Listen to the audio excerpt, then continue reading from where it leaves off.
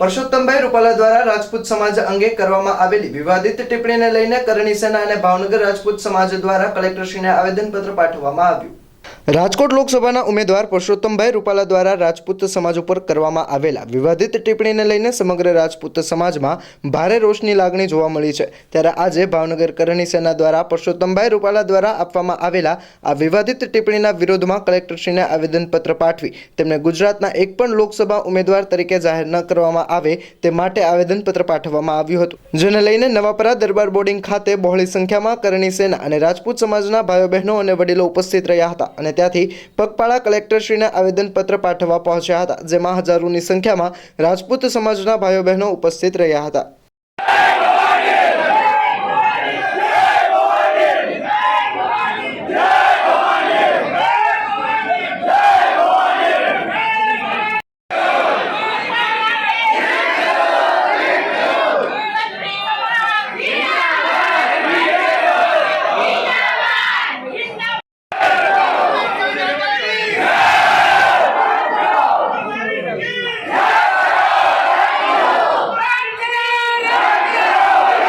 વિવાદમાં આવવાથી બીવે છે।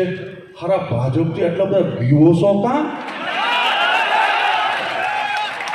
અમે આ હાથે પાપ કરેલું છે, ભાજપને મત આપેલો છે, આ હાથે આપેલો છે વર્ષો પહેલા। નહીં, એવું નથી કહેવા માંગતો, વિવાદમાં નથી પડવું મોટા ભાઈ, બિલકુલ વિવાદમાં નથી પડવાનું, વિવાદમાં નથી પડવાનું। જો વિવેક સાથે અને દંડવત સાથે વાત કરું છું। રઘુબા પડવા વાળા બોલે આપણે માર્કેટિંગ યાર્ડમાં ક્રોસ વોટિંગ થી જીતાડ્યા હતા ને,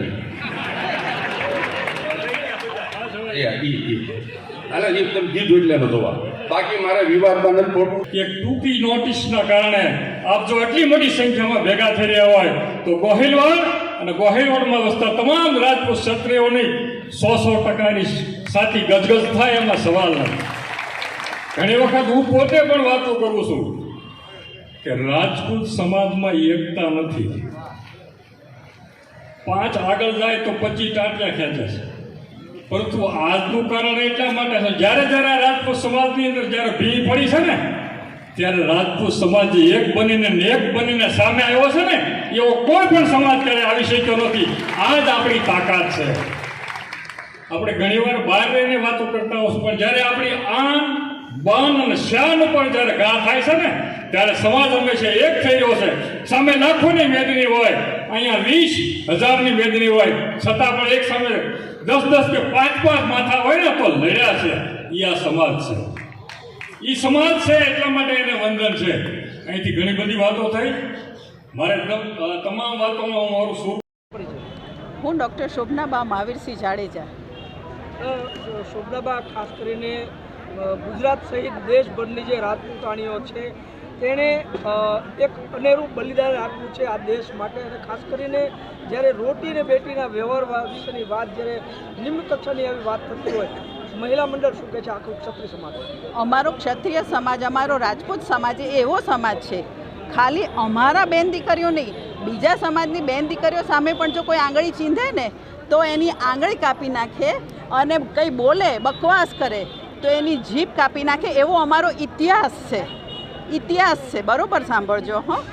એટલે આ જે રૂપાલાજી બોલ્યા છે એમાં એમની ખાલી રાજકોટ પૂરતી ટિકિટ રદ ના થવી જોઈએ, પણ ગુજરાતમાં પણ ક્યાંય ટિકિટ ના મળવી જોઈએ એવો અમારો વિરોધ છે। અને અમારો રાજપૂત સમાજ તો છે જ, તમારા બીજા સભ્ય સમાજે પણ અમને ટેકો આપ્યો છે, અને આવી જ રીતે દરેક સભ્ય સમાજે અમને ટેકો આપવો જોઈએ। જય માતાજી। ક્ષત્રિય સમાજ એ કહેવા માગે છે રૂપાલાજીને કે જે એમણે અમારા સમાજ ઉપર ટિપ્પણી કરી છે, તો આવું લોકસભાનું જે કાંઈ હોય એમાં અમારા સમાજની ટિપ્પણી એમનાથી ન કરાય, અને એમાં એમને રાજપૂતાણી કે ક્ષત્રિયો અને રાજવીઓના રોટી બેટીના વ્યવહાર, તો રૂપાલાજી તો બહુ નોલેજવાળા વ્યક્તિ છે, તો એમને ખાસ કરી અને આવો અમારા કોઈ ઇતિહાસમાં નથી કે રોટી ને બેટીનો વ્યવહાર કર્યો, એ માટે ખૂબ જ રાજપૂતાણી ઉગ્ર આંદોલન કરશે। ટૂંક ગાળામાં અત્યારે છે જ તે, પણ એનું વધારે આંદોલન થશે તાલુકા જિલ્લા વાઇઝ, અને અત્યારે ગરાસિયા સમાજ ઉપર ગરાસિયા બોર્ડિંગે 5 થી 8 7,000 માણસના ભાઈઓ અને બહેનો ભેગા થયા હતા બોડી સંખ્યામાં વિરોધ કરવા માટે, અને એક રાજપૂતાણીનું નામ લીધું છે રૂપાલાજીએ, એટલે રૂપાલાજીને ખબર પડવી જોઈએ અને એમની ટિકિટ રદ જ થવી જોઈએ. આના માટે માફી ન હોય અને સમાધાને ન હોય. 1 મિનિટ. મારું નામ સરવૈયા કૃષ્ણદેવસિંહ, ભાવનગર શહેર શ્રી રાજપૂત કરણી સેના પ્રમુખ. કૃષ્ણદેવસિંહ, યુવા સેના શું કહેશે પરસોત્તમ રૂપાલાના નિવેદનની સામે? પરસોત્તમ રૂપાલાનું જે અશોભનીય નિવેદન છે એને ક્ષત્રિય સમાજને કરણી સેના વખોડે છે. હવે ભાજપને જોવાનું છે કે એને 70% ક્ષત્રિયોના મત જોઈએ છે કે રૂપાલા જોઈએ છે. આ બેમાંથી એક વસ્તુ મળશે. બીજી વસ્તુ, અમારી કરણી સેનામાં અમારા રાષ્ટ્રીય અધ્યક્ષ મહિપાલસિંહ મકરાણા સાથે કાલે જ મારે વાત થઈ છે. જો આનું નિવારણ નહીં આવે તો અમે આ ગુજરાત ઉપર MP, રાજસ્થાન અને અમારી જ્યાં જ્યાં કરણી સેના આખા ઇન્ડિયામાં પથરાયેલી છે ત્યાં તમામ જગ્યાએ આનો વિરોધ કરવામાં આવશે અને ભાજપની વિરુદ્ધમાં ખુલ્લેઆમ મતદાન કરશું. Thank you.